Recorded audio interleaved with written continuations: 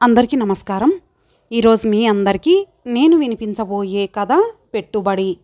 రచయిత ఇంద్రకంటి జానకి బాలగారు. ఇక కథలోకి వెళితే, పాపాయమ్మ కళ్ళనీళ్లు పెట్టుకుంది. ఆమె చెప్పినవన్నీ వింటూ సానుభూతిగా తల పంకిస్తూ కూర్చుంది శకుంతల.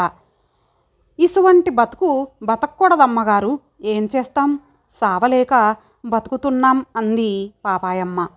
అక్కడే ఒక పక్కగా గున్నమ్మ తలొంచుకొని కూర్చుంది. గుండ్రటి ముఖం చామన ఛాయగా ఉన్నా నున్నగా కలకల్లాడుతూ ఉంటుంది.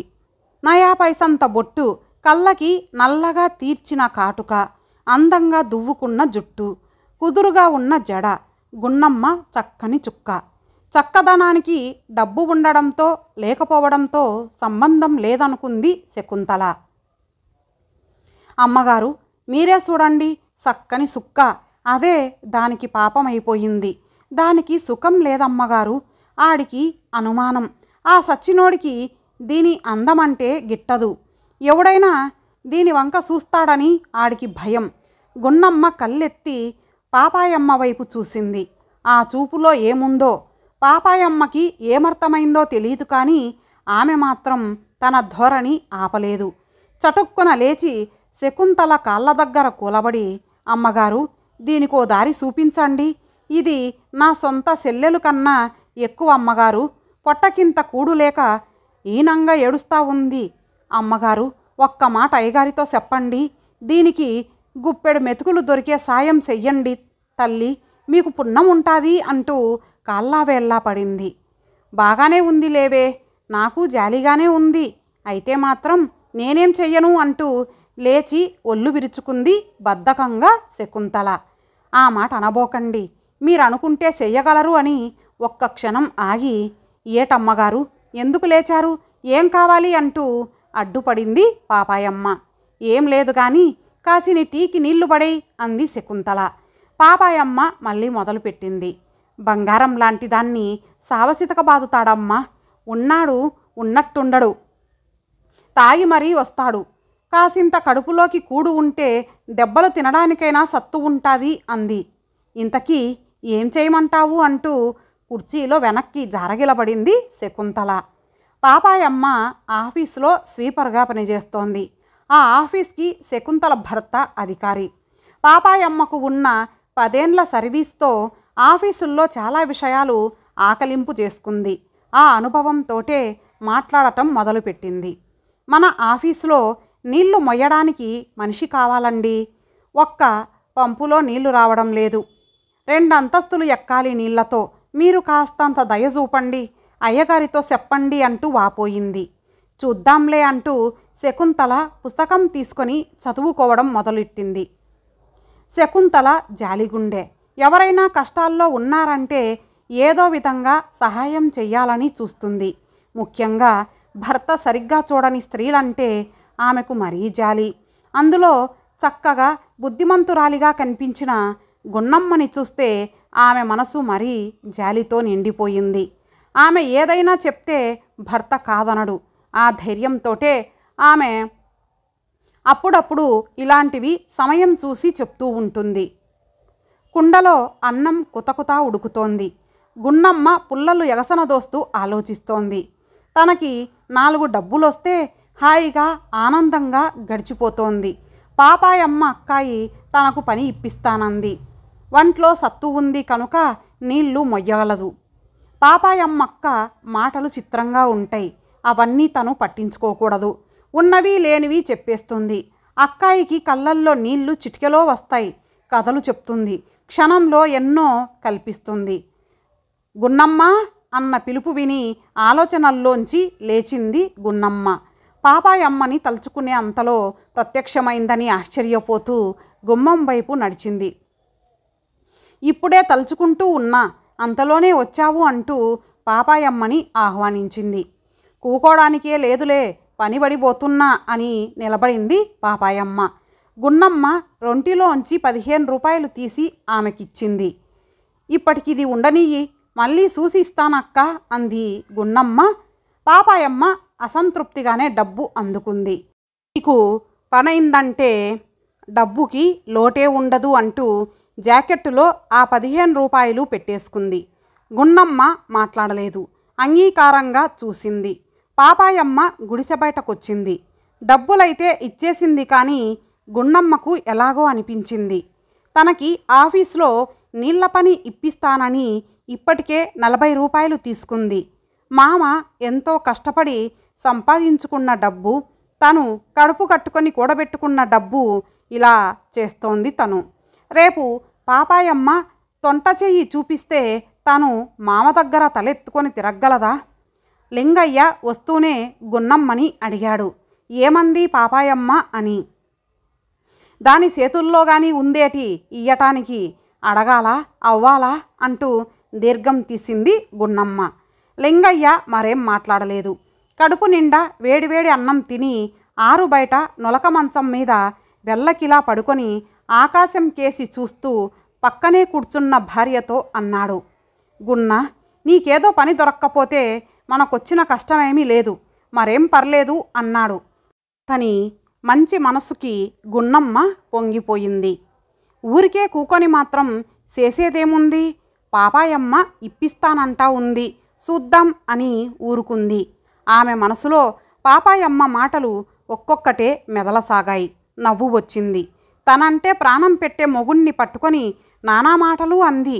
ఇంతవరకు తను ఒంటి మీద దెబ్బేసి ఎరగడు, ప్రతిదానికి నెత్తి మీద పెట్టుకుంటాడు. ఆపుకోలేక అదే అంది పాపాయమ్మతో. ఏ కష్టాలు చెప్పకుండా నీకు పనెవరిస్తారు అని గదమాయించింది. తను నోరు మూసుకొని ఊరుకుంది. తనకి పని దొరకడం ముఖ్యం కానీ వీటితో ఏమిట్లే అని సరిపెట్టేసుకుంది. గున్నమ్మ మేడ మీద ఉన్న ఆఫీస్లోకి నీళ్లు మోస్తోంది. బరువైన కుండ భుజం పైన పెట్టుకొని దడదడ మెట్లు ఎక్కుతోంది. ఆ రోజు తనకి డబ్బులొస్తాయి. ఆ మాట తలుచుకుంటే ఆమె మనసు ఉల్లాసంతో ఉయ్యాలలూగుతోంది. తన డబ్బుతో మామకి 2 జుబ్బాలు కొనాలి, వచ్చేసారి ఒక లాగు బట్ట కొనాలి, ముందుగా ఈ రాత్రి ఇద్దరూ కలిసి ఒక సినిమా చూసి పారేయాలి అంటూ కలలు కంటోంది. ఆలోచిస్తూనే పని చకచక ముగించుకొని కింద పే ఆఫీస్లో డబ్బులిస్తారు, వెళ్ళి తెచ్చుకోవాలి. గున్నమ్మ తడి చేతులు కొంగున గట్టిగా తుడుచుకొని బయలుదేరింది. అక్కడ అప్పటికే నిలబడి ఉన్న పాపాయమ్మని చూసి గతుక్కుమంది. వారం రోజుల జీతం 42లో 10 రూపాయలు లాక్కుపోయింది పాపాయమ్మ. గున్నమ్మ చిన్నబుచ్చుకుంది. ఈ పని రావటానికి పాపాయమ్మ పుణ్యమే కదా అని సరిపెట్టుకోవాలని చూసింది. అయితే తను ఆలోచించిన లెక్కలు డొక్కలు తారుమారైనాయి. ముందే తను పాపాయమ్మని లెక్కలో వేసుకుంటే ఈ నిరాశ ఉండేది కాదని తన మీద తనే చిరాకు పడిపోయింది. అసంతృప్తిగానే ఇంటికొచ్చింది. అయినా ఆ డబ్బులైనా చేతికొచ్చినందుకు మళ్ళీ ఆనందం ఆమెని చుట్టేసింది. ఈ విషయాలన్నీ మొగుడికి చెప్పలేదు గున్నమ్మ. ఇద్దరూ ఆ రోజు జల్సాగా గడిపేశారు. లింగయ్య ఎంతొచ్చింది అని అడగలేదు, ఆమె చెప్పలేదు. లింగయ్యకి జుబ్బాలు కొని తను ఒక జాకెట్టు కొనుక్కుంది. గున్నమ్మ గుండెల్లో సున్నపు గుల్ల ఉడకేసినట్లుగా ఉంది. కసితో కోపంతో ఒళ్ళంతా ఊగిపోతోంది. ఈ ప్రపంచమే ఇంత. ఒకడు కష్టపడితే దాని ఫలితంలో భాగాలు ఎంతోమంది పంచుకుంటారు. కష్టపడడంలో భాగం ఉండదు, ఫలితంలో మాత్రమే ఉంటుంది. ఆ రోజు లక్ష్మి వచ్చి గున్నమ్మతో మాటలు కలిపింది. ఆమె కూడా గున్నమ్మ చేసే పనే చేస్తుంది. ఈ 4 నెలల్లో గున్నమ్మకి లక్ష్మికి మంచి స్నేహమే అయ్యింది. కానీ ఈ మాటలు ఇంతవరకు రాలేదు.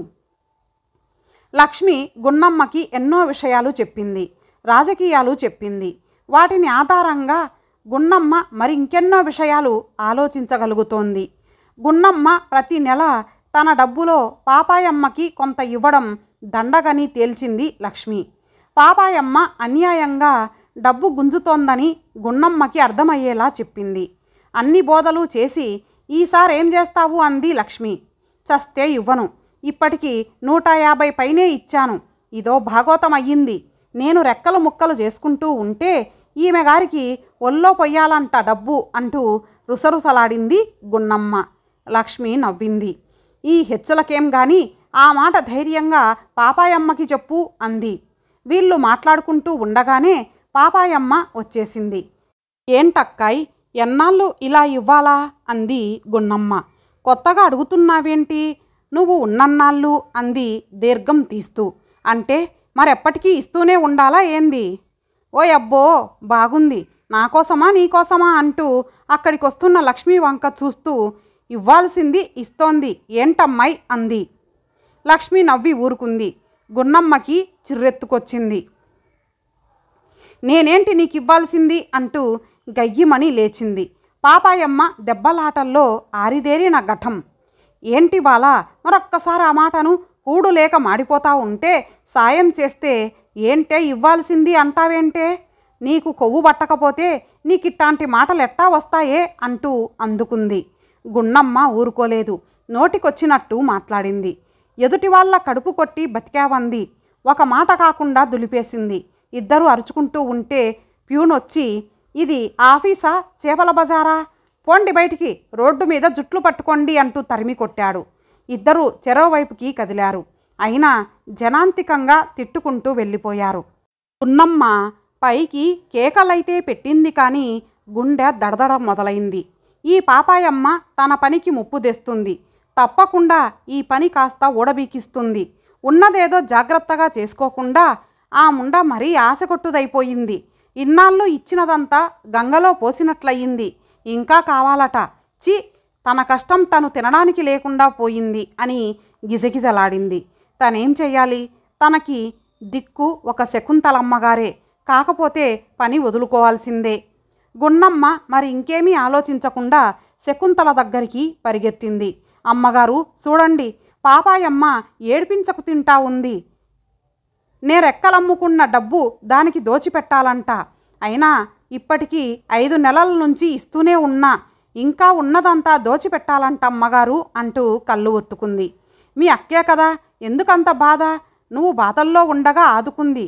ఏదైనా సాయం ఒకళ్ళకొకళ్ళు చేసుకోవద్దు అంది శకుంతల అద్దంలో తన అందాన్ని చూసుకుంటూ.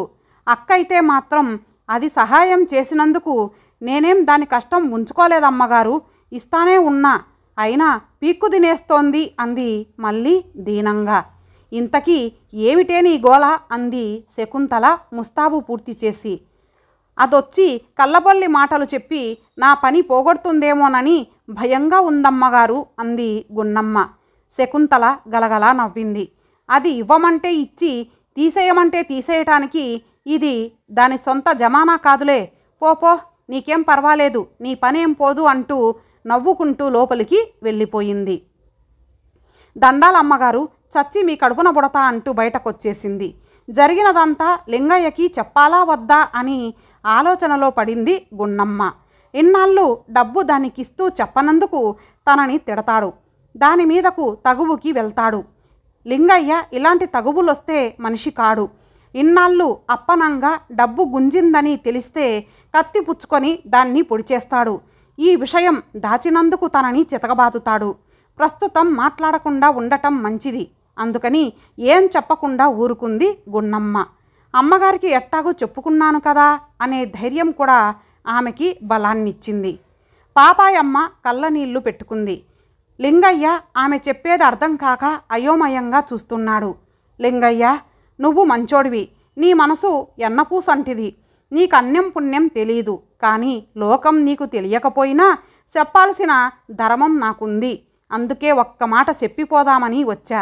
దేవుళ్ళలాంటి మొగుణ్ణెట్టుకొని నీ ఆడది సరైన పని చెయ్యటం లేదయ్యా అంది. లింగయ్య చురుగ్గా ఆమె వంక చూశాడు. ఈ మాట చెప్తే నీకు నమ్మకంగా ఉండదు. కానీ నీ బాగు కోరేదాన్ని. మీరిద్దరూ చిలకా గోరింకల్లాగా ఉండాలనుకునేదాన్ని. అది నిన్నో ఎర్రోన్ని చేసి నాటకాలాడుతూ ఉంటే నాకు బాధేసి చెప్తున్నా, మరి నీ ఇష్టం అంది. లింగయ్య కోపంతో ఊగిపోయాడు. ఏంటి, నువ్వు చెప్పేది నిజమైతే దాన్ని మక్కెలెరగదంతా అంటూ అరిచాడు. అబద్ధాలు నాకెందుకు నాయనా, అది మాత్రం నా బిడ్డలాంటిది కాదు అంది ప్రేమ వలకబోస్తూ. లింగయ్య ఒక్క క్షణం ఆలోచించాడు. అదలాంటిది కాదోదినా అన్నాడు బాధగా. నిజమే మరి, లోకం అటువంటిది. చూడసక్కని గుంట. 100 మంది మగోళ్లలో పనిదానికి 1.5 కోటి సరదాలు. దాన్నని ఏం లాభం లేదు అంటూ సాగదీసింది. లింగయ్య ఇక వినలేకపోయాడు. పెద్దముండాదాన్ని నా మాట ఇంటే దాన్ని పనిలోకి పంపకు. నేను పని ఇప్పించాను కనుక దాని బాగోగులు సుత్తా ఉన్నా. ఏం ఆ మాత్రం నువ్వు సంపాదించలేవా ఏంటి అంది లింగయ్యని నిలేస్తూ. లింగయ్య పురుషత్వం విరగబడింది. అయినా ఆడదాన్ని బయటికి పంపటమేమిటి అని అభిమానపడిపోయాడు. జాగ్రత్త నాయనా, సంపాదన కంటే సంసారం ముఖ్యమని పాపాయమ్మ వెళ్ళిపోయింది. ఎండ చర్రున పెరుగుతోంది. అంతా లేచి ఎవరి పనుల్లోకి వాళ్ళు వెళ్ళిపోతున్నారు. గున్నమ్మ మంచం మీద దిగులుగా పడుకుంది. తను ఈ రోజు నుంచి పనిలోకి వెళ్ళటానికి వీల్లేదని మావ గట్టిగా చెప్పాడు. తను ఘర్షణ పడింది. ఎప్పుడూ లేనిది అతని చేతిలో చావు దెబ్బలు తింది. పాడు పని కోసం బంగారం లాంటి ఇల్లు వాకిల్ని మొగుణ్ణి వదులుకోలేదు. కానీ తనకి జరిగిన అన్యాయానికి ఎవరు బాధ్యులు? ఈ అన్యాయాన్ని ఎవరు అరికట్టగలరు? తన కష్టం తనని పడనీయరు, తన కూడు తనని తిననీయరు పాపయమ్మ లాంటి దుర్మార్గులు. గున్నమ్మ నున్నటి చంపల మీద నుంచి కన్నీరు ప్రవహిస్తోంది. అశక్తతగా అలా మంచం మీద ముడుచుకొని పడుకుంది. ఇంతటితో ఈ కథ సమాప్తం. మరలా మరొక మంచి కథతో కలుద్దాం. అంతవరకు సెలవు. నమస్తే.